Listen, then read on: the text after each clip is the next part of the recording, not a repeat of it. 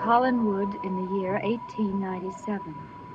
A boy wakens in terror from a dream, and suddenly for Barnabas Collins, there is a frightening reminder of the present and of his desperate reason for breaking through time and going back into the past.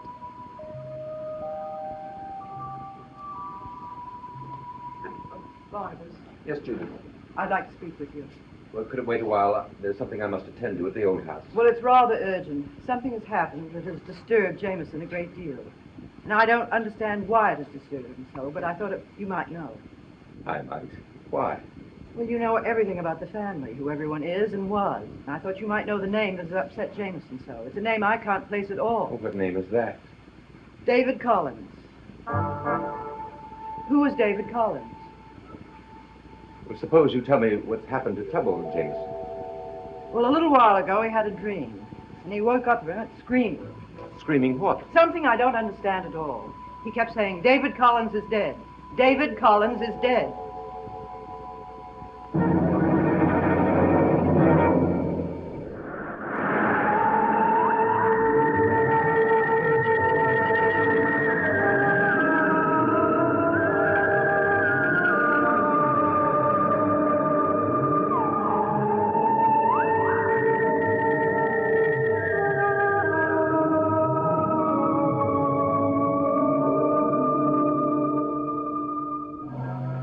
David Collins is dead.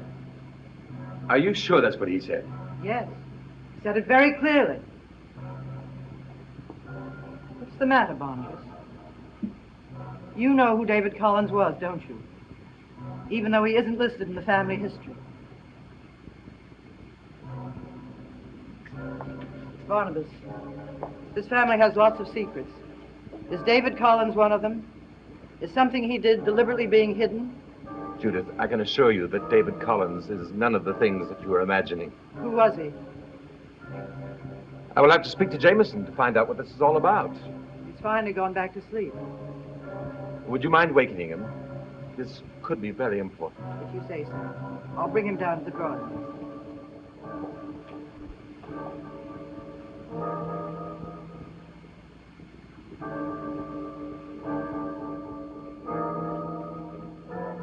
You're still here? Yes. You told me that you were going back to the old house to send Magda off to Boston. That was my intention when I left your room, but something's come up. What? Something to do with Jameson. He's upset. I'll have to talk to him and find out more about it. You make everything in this family your business, don't you? You know, I don't know how we've managed without you for so long, Cousin Barnabas. Now, what's upsetting Jameson? He had a nightmare. It's not surprising, considering what he's gone through. I find your attitude toward the family very disturbing. Why? Well, it's as if you were watching all of us through a microscope. As if we were all subjects for you. You know, I have the feeling that there are two Barnabas Collins. One walking and talking, moving among us. The other existing somewhere else, living an entirely different life. I can assure you, Quentin, that there is only one Barnabas Collins. Then the one has some kind of plan he's following that has nothing to do with any of us. Quentin, I think you're building things up in your mind that don't exist. Something is wrong with Jameson, and I want to find out. That's all there is to it. Well, why you and not me? After all, I'm closer to him, more concerned about him. Now, why don't you go about what you started out to do, helping me? You won't believe this, Quentin, but my talking to Jameson is deeply involved with you. I'm getting more confused, Barnabas. You told me tonight that you were willing to help me because my destiny was involved with people you care about. Who are those people? Well, Jameson is one. And who are the others? What good would it do giving you names that have no meaning? I want to know more about the people whose destinies I'm involved with. And I also want to know more about you.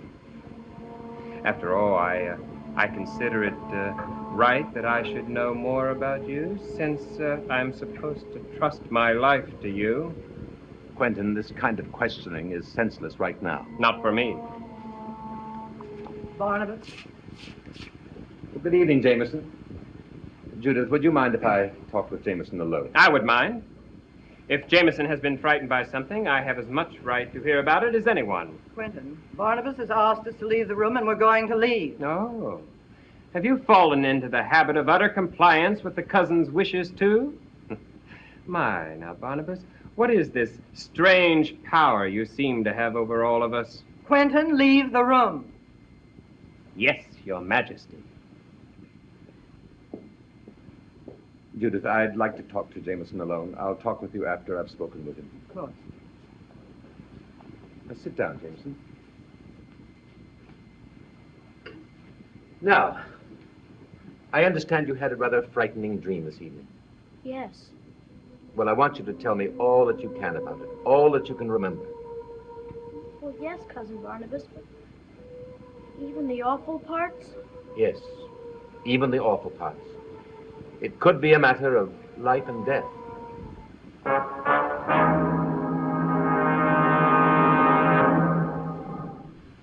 A matter of life or death, Cousin Barnabas?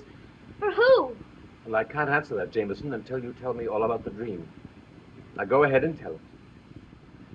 Well, it began in the cellar of your house. My house? The old house? Yes. I used to go there a lot before you moved in, to play. But somehow this was different.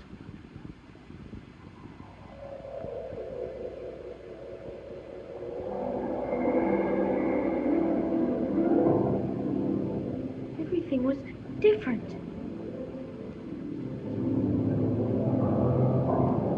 And then I saw you, Cousin Barnabas. Barnabas? Cousin Barnabas, wake up! It's ridiculous. Stop playing with that and listen to me. It's ridiculous. Having a party for him. It's his birthday. Birthdays are for people who get older. Ah, the table is very pretty. And he'll be pleased with the present you've given him. It isn't for him. It's for me. For you. To keep me company when David's gone. Will you be quiet? You can't keep it from him, you know. He'll have to find out sooner or later. Nevertheless, I forbid you to talk like that. I forbid you to talk like that. You're such a fool, Uncle Roger. He mustn't know. We mustn't ever let him know. He'll have to find out sometime, won't he? Yes. Yes, yes, yes, yes, yes, yes, yes, Be yes, yes. quiet, both of you. He's coming.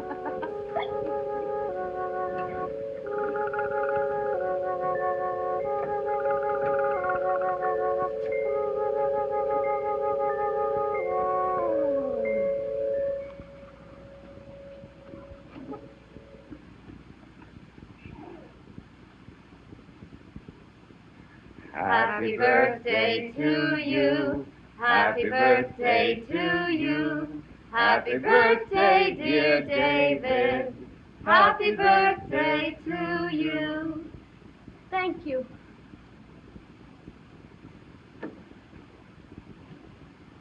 That's 4 happy birthdays all in one. Just think of it that way. What way? Be quiet.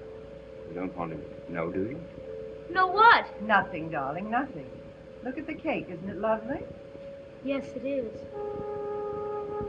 Well, aren't you going to start cutting it? Well, I can't not yet, Why not? because Barnabas and Quentin aren't here. Barnabas can't be here. He sends his regrets. Do you think he'll come to my next birthday?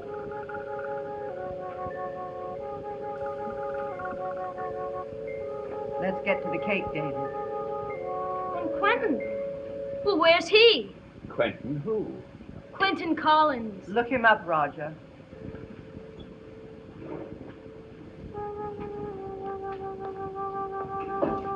Now, let me see. Under Q.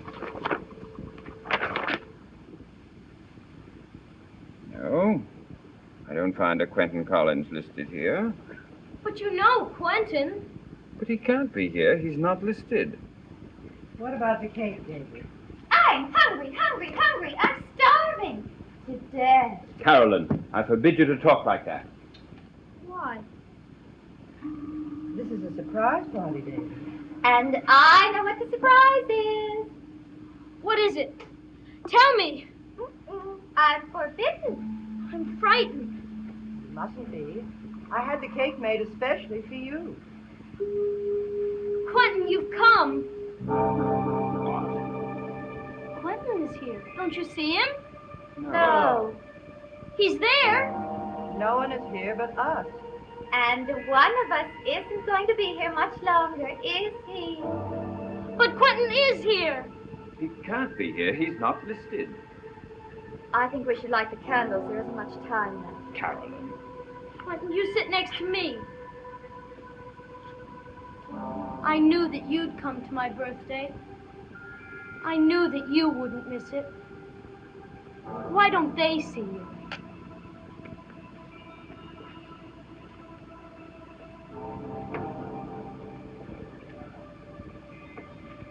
The number of candles is wrong. What do you mean, they're 12? Well, there's supposed to be one extra to grow on. Oh. Well, We decided to dispense with that custom this year. It's a silly one anyway. Let next year take care of itself. Do you think Barnabas will come to my next birthday? It's hard to make plans in advance. So many things to do. The candles are all lit. Would you like to blow them out now? No, I don't. Why not? Because it'll be so cold in here if the candles are out. No, it won't. Don't be silly. I'm so frightened. Frightened? Of what? don't ask him that, Carolyn. I forbid it. Come on now. Be a little man and blow out your candle. Close your eyes and make a wish. Can I wish anything that I want to? Almost anything.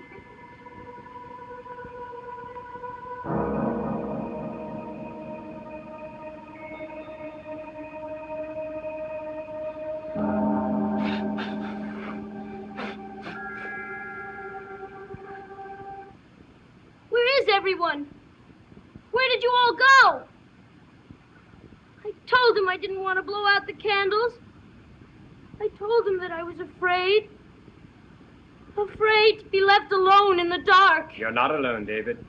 I'm still here. Oh, Quentin. I wouldn't leave you, David. I'll never leave you, even after it's all over. After what's all over? Your life. I promise you, David. I won't even leave you after you've died. Well, I'm not going to die for a very long time now. I'm only a little boy. You're a dying boy, David. No one else would tell you that, but you do have a right to know it. Why? Why did they all go away and leave me? The look of death makes the living very uncomfortable, David. I learned that. You will too. I don't understand. Why do you think they couldn't see me? I don't know. Because I'm dead, David. And you will be dead too, soon.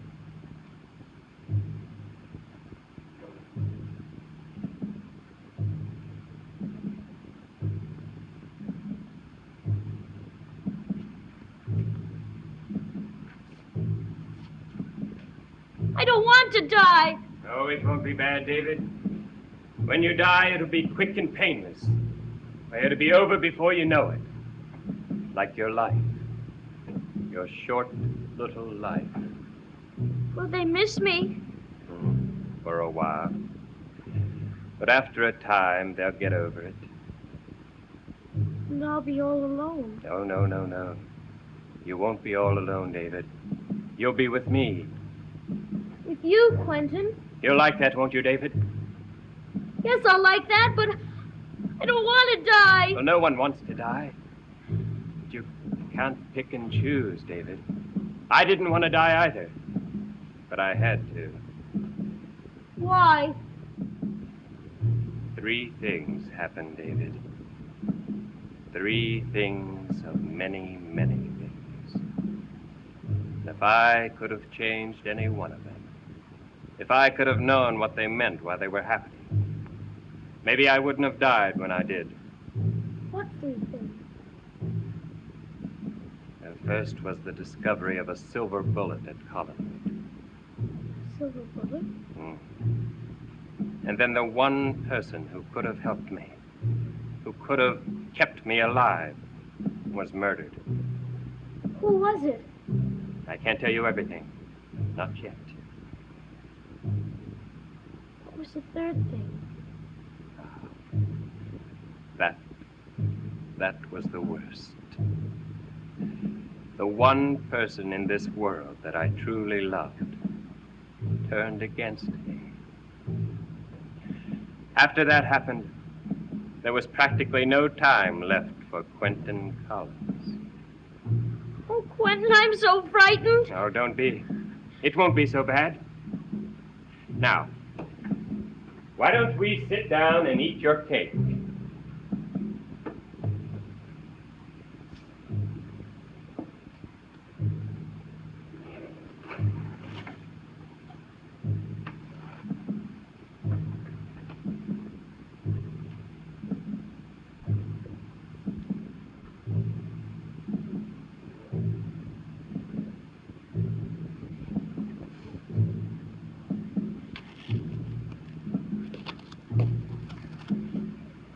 It isn't real. It's a make-believe cake for a make-believe birthday. You must make the most of it, David, because it's the last one you're ever going to have. Happy birthday to you. Happy birthday to you. Happy birthday, dear David. Happy birthday to you.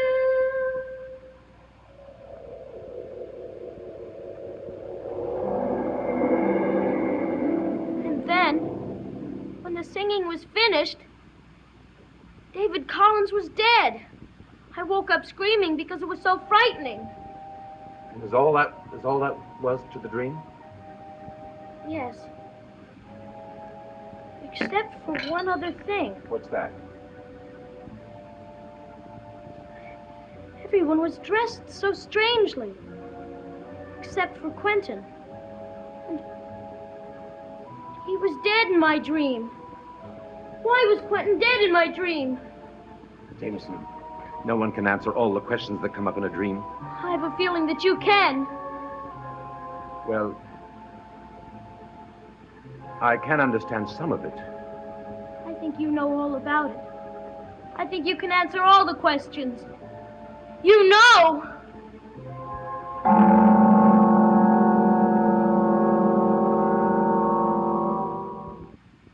I realize you've had a terrible shock, Miss Collins, so I'll only take a few moments of your time. That's all right, Charity. Father wants you to know he's thinking of you, and that he's eternally grateful that you were spared last night. Other people were not as fortunate. And tonight, God knows how many the creature will kill. And tomorrow, and the night after that, it chills me just to think about it. It can't go on like this. It has to stop.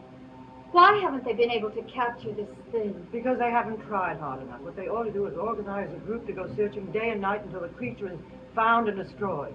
In fact, I intend to offer a large reward to the person who shoots him dead.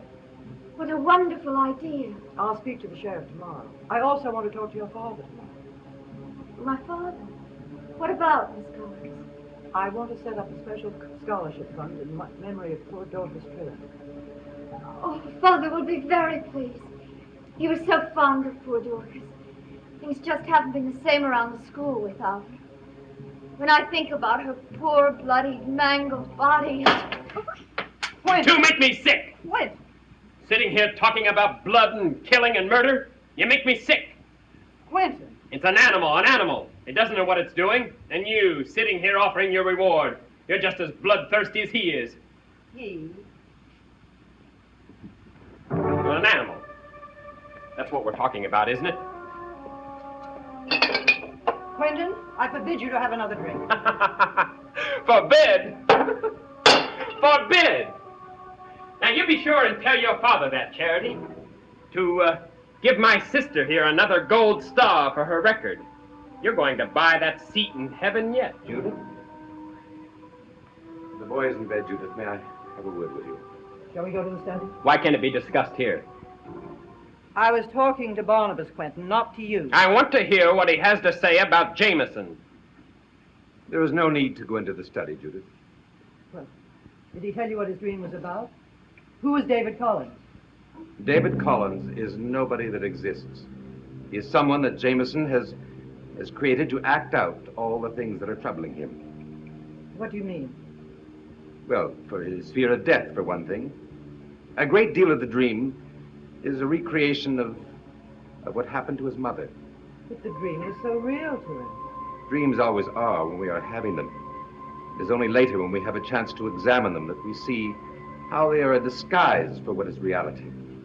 For instance, in Jameson's dream, Jameson, well, he saw people as dressed in funny clothes, as if they were at a masquerade. Well, now that is the clue, you see. There is a disguise there for what he is thinking and feeling through the medium of this dream. It has nothing to do with reality or what has happened.